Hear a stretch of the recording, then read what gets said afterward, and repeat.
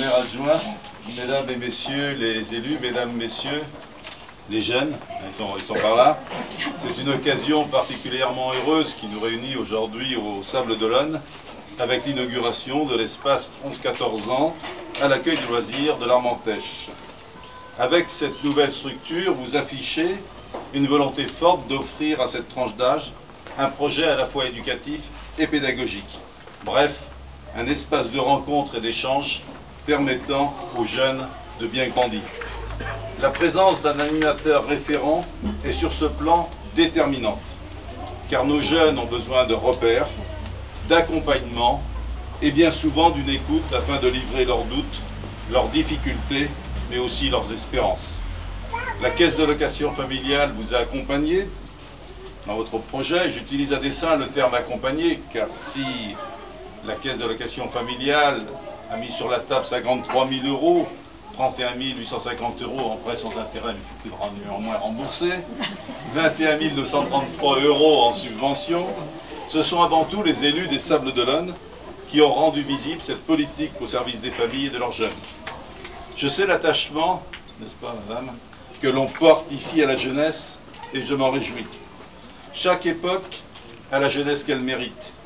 Il n'y a pas de raison pour que les jeunes d'aujourd'hui soient par essence meilleurs ni pires que ceux d'hier ou d'avant-hier. La plupart des jeunes d'aujourd'hui sont autant capables que leurs prédécesseurs, c'est-à-dire nous, de s'investir, de se mobiliser, de créer, d'inventer. Comme ceux d'hier, ils sont confrontés à la difficulté de trouver leur place dans le monde des adultes, dans une société qui est souvent dure pour les jeunes. En France, 45% des personnes pauvres ont moins de 25 ans. Aujourd'hui, l'éducation des enfants est devenue pour certains un problème. L'écart culturel des générations est tel que de nombreux parents ne savent plus comment y faire face. Et l'avenir est une inlassable source d'interrogation et parfois d'inquiétude, tant pour les jeunes que pour les parents. Les parents, et là je le dis avec beaucoup de force, ils doivent rester les premiers éducateurs de leurs enfants. Ils sont et ils doivent rester les premiers éducateurs de leurs enfants. Les parents ne doivent pas aussi refuser leur position générationnelle. Le jeunisme est une pathologie sociale dont les jeunes sont les premières victimes. C'est donc à nous, parents, éducateurs, responsables politiques, institutionnels, associatifs, de créer des situations et des structures qui donnent aux jeunes d'aujourd'hui la volonté de développer leurs compétences et leurs désirs. Une société qui n'a pas une politique volontaire et solide de la jeunesse se condamne elle-même à en payer les conséquences par les souffrances qu'elle provoque et par les violences du ressentiment qu'elle engendre. Le sens de la vie est une question brûlante qui hante les jeunes, celle à laquelle nos sociétés doivent répondre en reconnaissant l'égale dignité de tous les jeunes. En leur offrant cet espace jeunesse, vous leur apportez une réponse qui, j'en suis persuadé, leur donneront un formidable appétit de vivre. Merci.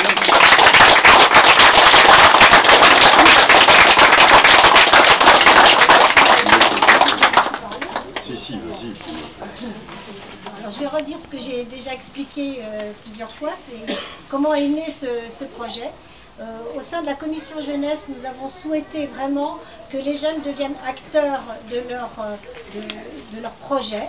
Et à cet effet, bien sûr, nous avons ciblé plutôt une catégorie d'âge qui était capable de commencer à réfléchir à ce qu'ils avaient envie de faire.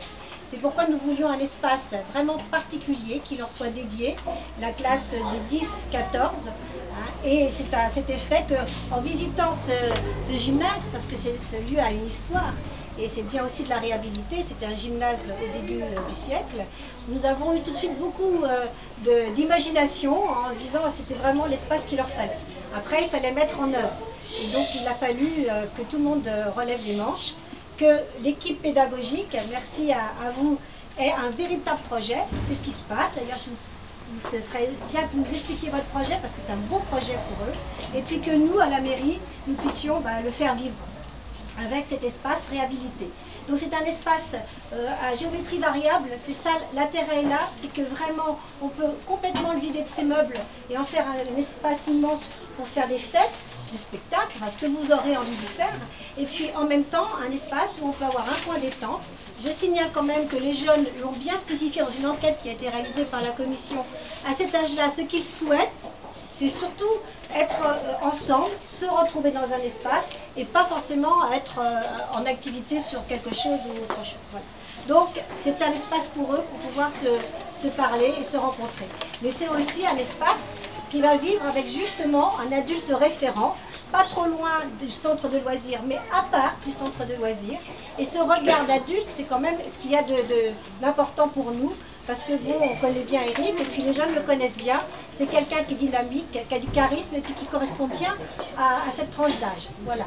Donc, merci à toute l'équipe, et puis bon, je pense que je vais vous donner la parole pour présenter aussi après votre projet. Moi, au nom de Louis Guédon, je voudrais vous remercier l'équipe pédagogique, la CAF, parce que c'est pas... Et l'architecte, je ne sais pas où il est, Charles Goujon, parce que c'est pas évident de revaloriser un ancien gymnase. Et puis quand j'ai lu votre dossier de presse, j'ai vu que c'était bien parce que ça permettait aux jeunes de devenir acteurs de leurs loisirs. Alors là, c'est bien parce qu'on commence une maturité au niveau de la jeunesse. J'ai vu que c'est permettre aux jeunes de s'épanouir dans un lieu spécifique.